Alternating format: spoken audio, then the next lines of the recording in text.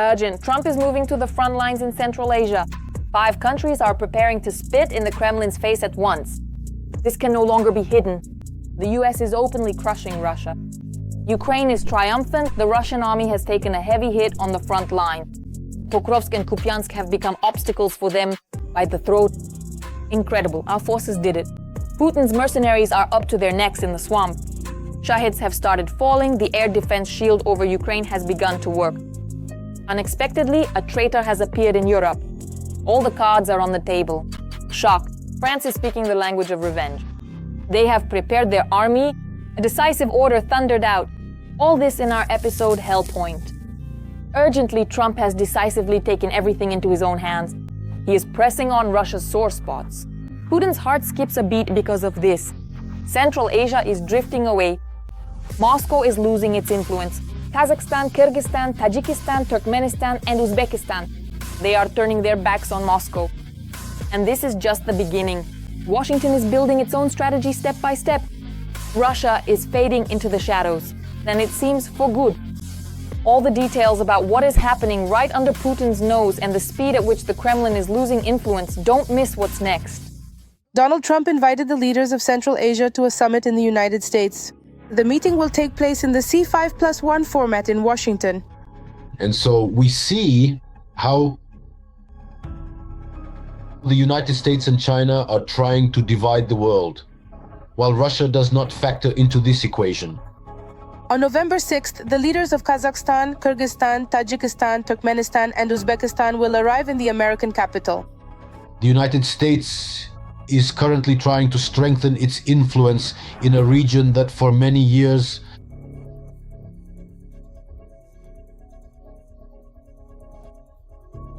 It should be noted that Central Asia is squeezed between Russia and China and is economically dependent on these 2 large neighboring states. Currently, it is trying to balance its foreign policy, declaring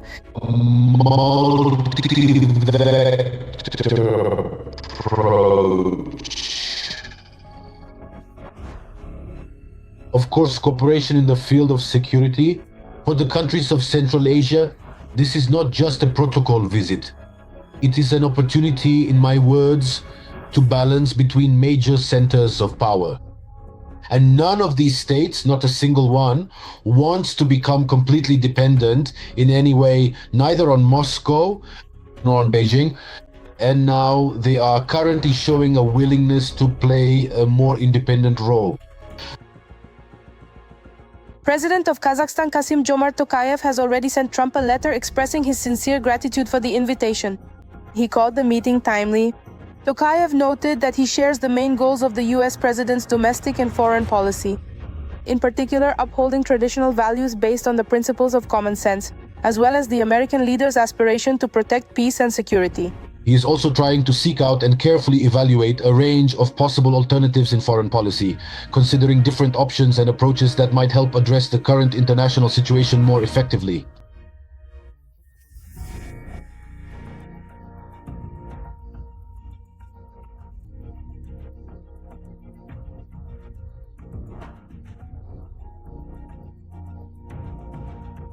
Kazakhstan could become an alternative to the Kremlin's expressionist policy.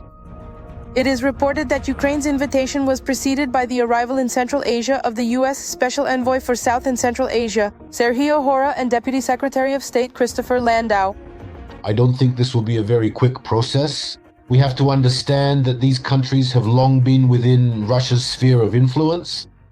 And only recently has China, which is a major and influential global power, begun to gradually increase its presence and activities there. However, the United States, considering its various significant capabilities and resources, can, over time, gradually win these countries over. I believe that these countries can position themselves as those pursuing a multi-vector policy, meaning they seek to balance relationships with several major powers. This is a strategy for development and progress on the international stage. And let's say no one here will be able to make any legitimate claims or accusations against them for following such a balanced and pragmatic approach. This week, members of the U.S. Congress called on Donald Trump to hold a summit this year with the leaders of Central Asian countries in order to advance the United States' strategic goals in the region. including cooperation in security, economic ties, soft power, and effective governance. This will be the second summit in this format. The first one took place in 2023 in New York on the sidelines of the UN General Assembly. Right now, Pokrovsk is ablaze under assault. The enemy is attacking from all sides. Putin is putting on a laurel wreath, but it's too soon. Ours are breaking through. Kupyansk is on burning coals. The Russians have broken their teeth. The pressure is insane. The situation is getting more and more tense. The armed forces of Ukraine are standing like a wall. The fiasco of the Russian army is spreading to yet another section of the front. The swampy army is sinking halfway. The video is already online. The Russian command was not ready for this. Ready. The countdown is in hours. What is happening there right now, you will find out next. Pokrovsk under the Russian flag. Almost all Russian media showed this picture. They just forgot to mention that the tricolor on the sign at the city entrance lasted no more than an hour. Another loud victory turned out to be just a banal PR stunt.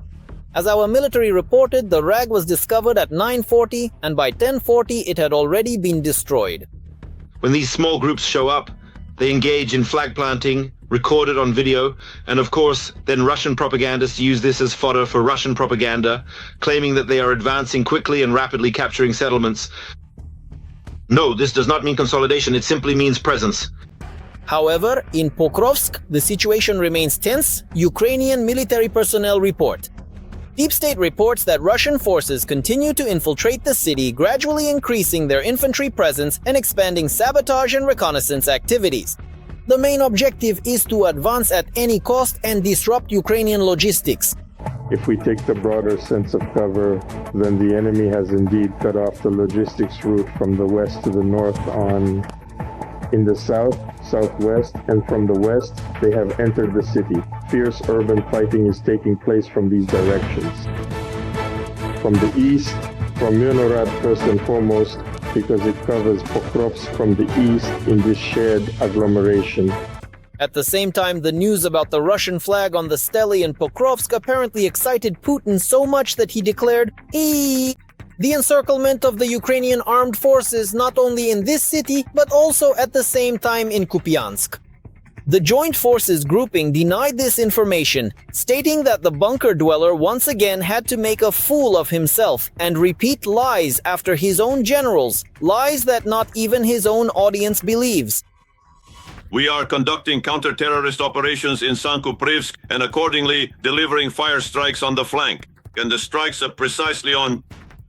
on the flank allow us to neutralize the reserves that are being brought up along the roads. And in other directions as well, these are highways where there were bridges. Some of them were partially flooded or destroyed. Therefore, at the moment, the ability to bring up reserves has been weakened and logistics have become even more complicated. And we are observing this directly on the battlefield. Of course,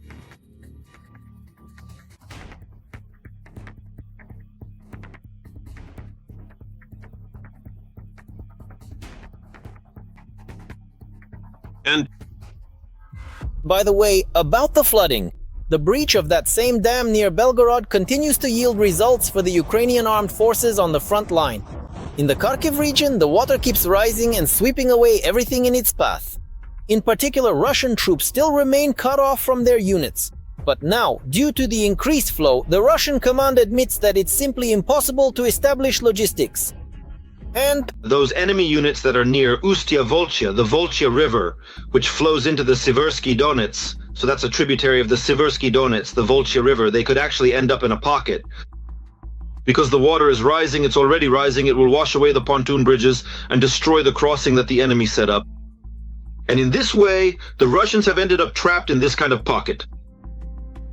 So that's what this means for them, what the consequences are for them, and basically all their attempts to advance in the area of Vovchansk, which we've observed over the past week, have been unsuccessful one way or another. They are failing. the Russian group is also taking hits in the rear. Yes, in the Zaporizhia region, the day before, the main intelligence directorate derailed an entire trainload of occupiers. It is reported that the train was literally packed with military cargo. As a result of the explosion, about 70 meters of railway track were destroyed. Scattered along the twisted rails were 1 locomotive, 3 railway platforms, and at least 9 freight cars from the military train. Another setback awaited the Russians in Crimea. There last night, SBU drones destroyed a Pantsir S-2 surface-to-air missile system worth about $20 million. This, by the way, is one of the key links in the enemy's air defense system. Of the enemy. The enemy also lost 2 radar stations, and after clearing the route, the cherry on top was the explosions at the oil depots in the village of Gvardiiska and at the Komsomolsky base. Large-scale fires broke out at these sites. Experts say the reason for all this is the continued redeployment of air defense systems from the peninsula.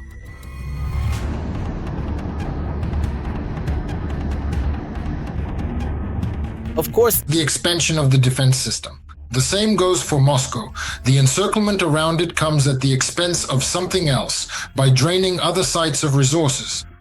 For now, they are completely drained. The Far East, Siberia. Putin and his generals believe that our drones can't reach there. That's still an open question. But nevertheless, as Russian air defense systems are destroyed, and as the air defense system around Moscow is reinforced, the rest are shifted further away. They won't be able to produce more air defense systems than they already can. If they concentrate them in some places, it means they're simply leaving other places exposed. And finally, yet another spectacular operation by the GUR in Russia. Our intelligence officers have reminded everyone that not a single Russian crime will go unpunished. And they blew up a lieutenant colonel from the Oman unit. He was the one who oversaw the shootings in the Kiev region during the first months of the war. The deceased, Veniamin Mazurin, was eliminated in his car on his way to work.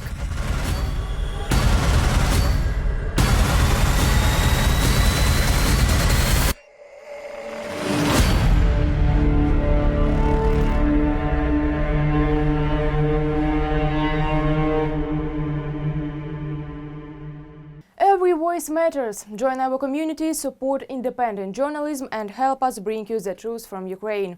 Become a member of Ukraine today. Join us now. The anti-air shield? For Ukraine, this is a breakthrough. The United Kingdom and Germany are supplying weapons capable of destroying the enemy even before they appear on the radar. In factories across Europe, interceptor production lines are running around the clock. Thousands of missiles are already heading for Ukrainian skies. Enemy Shaheds are falling even as they take off. And this is just the beginning. Our partners have decided to act decisively. What kind of protective shield have they prepared? All the details about this are coming up in the report in just a moment. Russia is ramping up strikes on Ukraine's energy system and changing its attack tactics.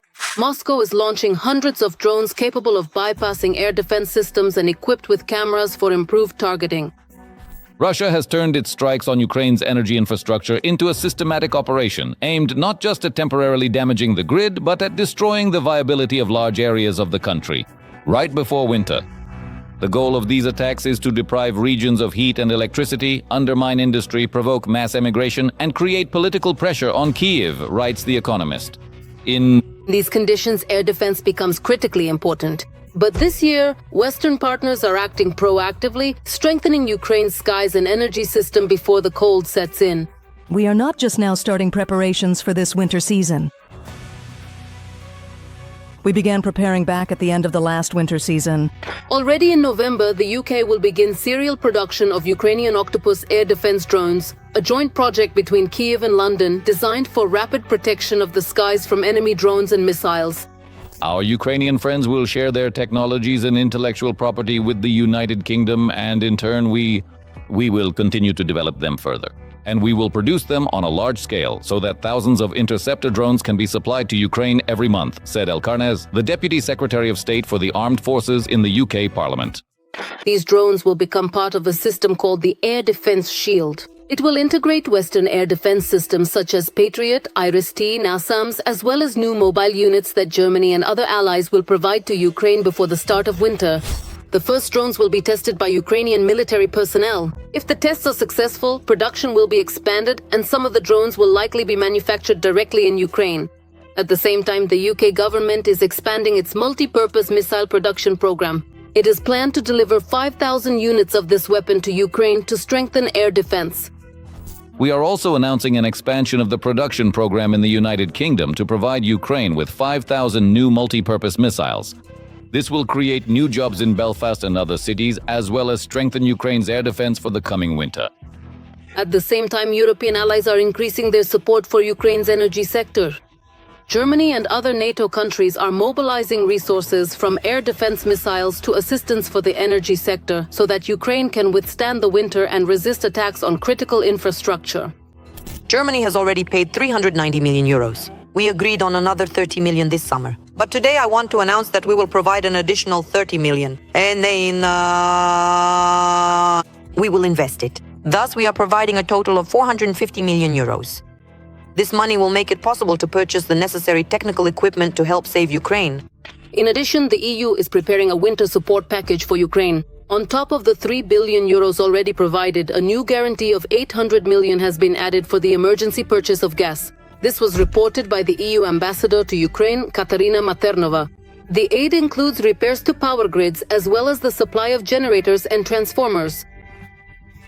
We have also provided and continue to provide significant assistance in the energy sector. Not only with generators for people and businesses, but also with transformer and compressor stations to help restore power grids, gas distribution networks, and compressors that supply gas and storage facilities that have been distributed. We also provide financial support to state enterprises and major energy companies for the repair of their equipment. We also supply more than 2 gigawatts of electricity per day. Thus, support for Ukraine this winter is reaching a new level, from advanced air defense systems to resilient energy supply.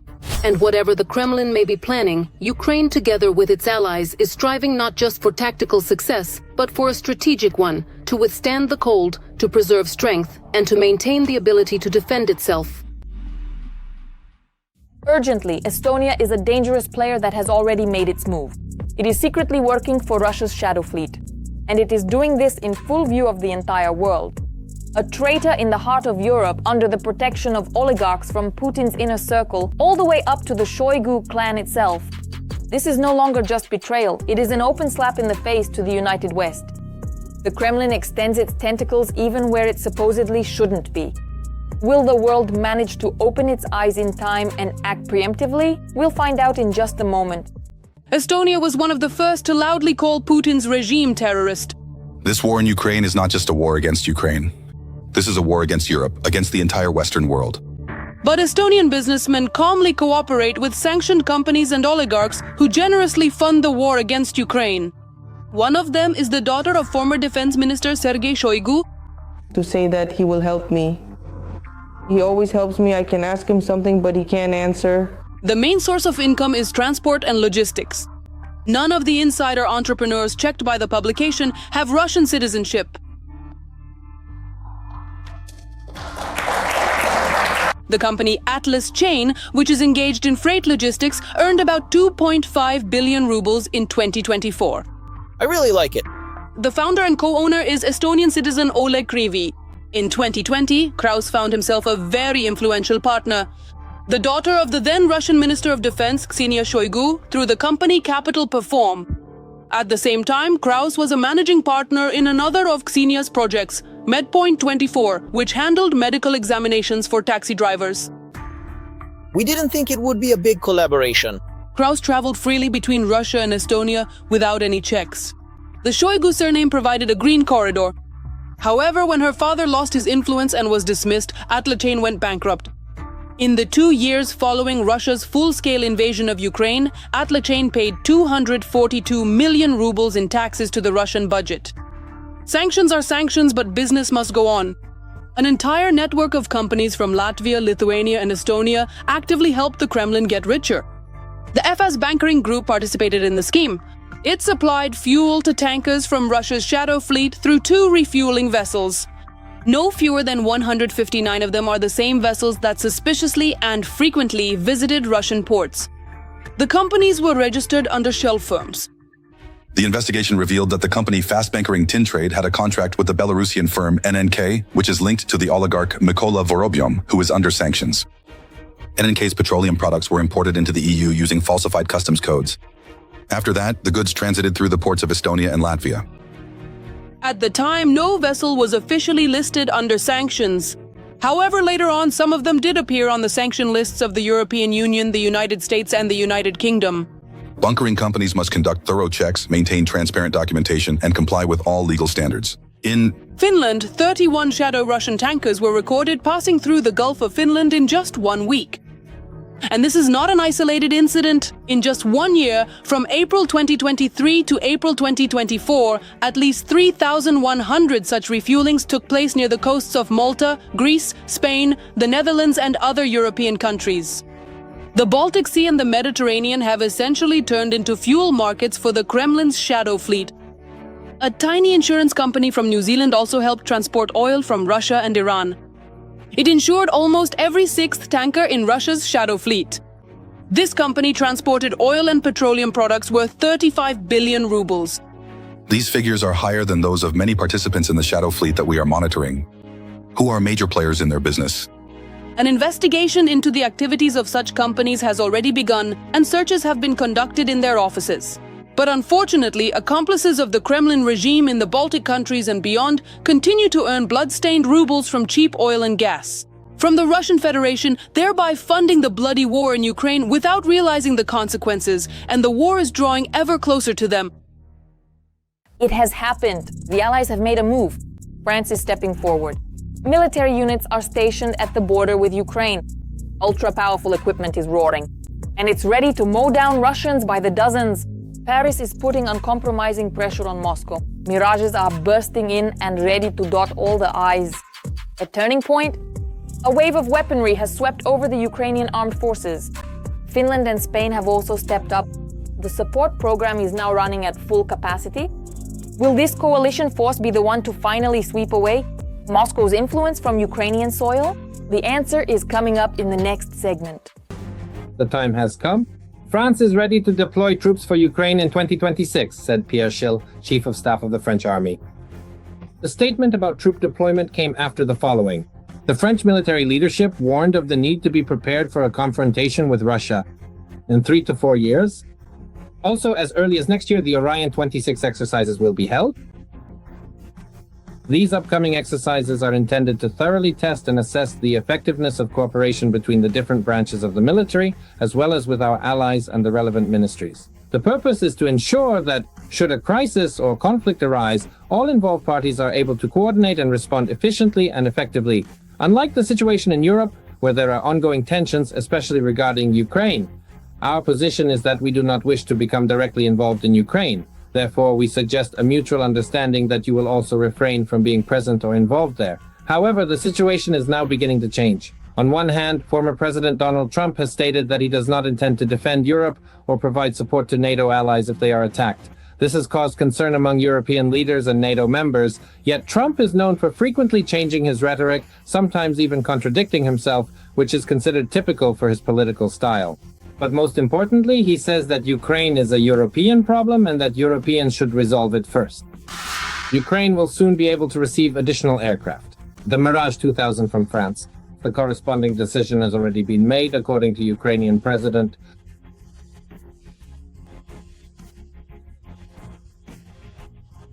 Zelensky. So don't forget about them. And the anticipation in the network is a demonstration that we are in the game.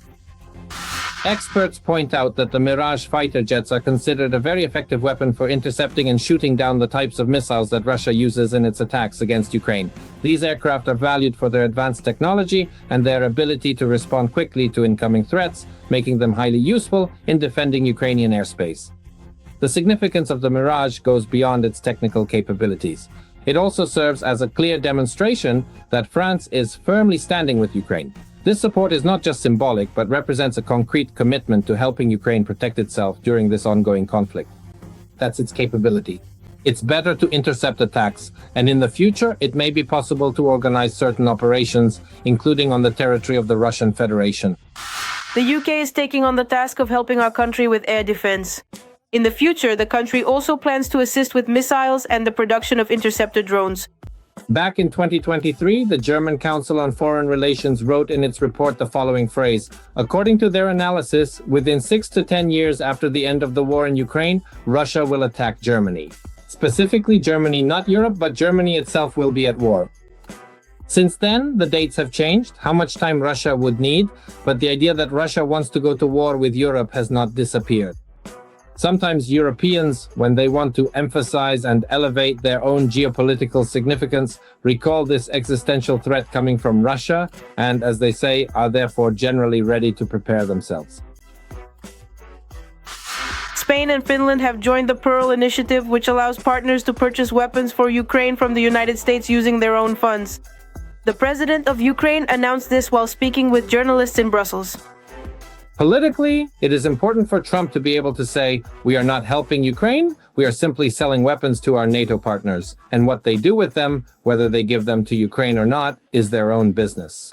It is very important that all NATO countries do the same as we do.